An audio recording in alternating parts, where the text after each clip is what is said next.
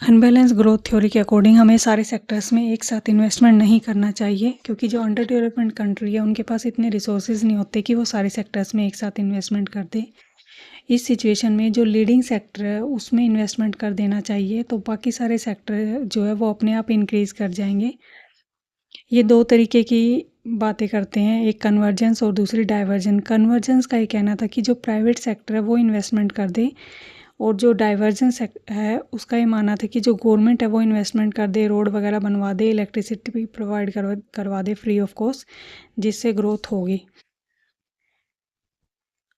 जो social overhead capital है उसे गवर्नमेंट सेक्टर प्रोवाइड करवा दे, लाइक रोड बना दे, इरिगेशन, पावर, ट्रांसपोर्ट और कम्युनिकेशन की फैसिलिटी अगर गवर्नमेंट प्रोवाइड करवा दे तो इजी हो जाएगा ग्रोथ करना। और जो डायरेक्ट प्रोडक्टिव एक्टिविटीज़ है like manufacturing, agriculture, shopping complex, tourism और ट्रेड वगैरह, उसमें प्राइवेट सेक्टर अगर इन्वेस्टमेंट कर दे तो ग्रोथ जल्दी होगी।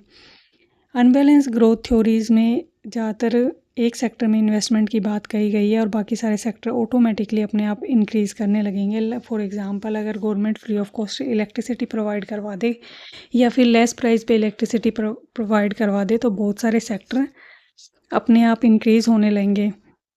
इसके अलावा अनबैलेंस ग्रोथ थ्योरी में बैकवर्ड इफ़ेक्ट और फॉरवर्ड इफ़ेक्ट की बात की गई है।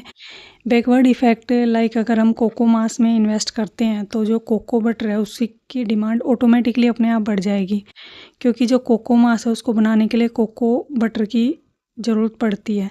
ऐसे फॉरवर्ड इफ़ेक्ट की बात करें, अगर हम कोको मास पे इन्वेस्ट कर दें तो जो चॉकलेट है उसकी सप्लाई बढ़ जाएगी, क्योंकि चॉकलेट बनाने के लिए कोको मास की ज़रूरत होती है।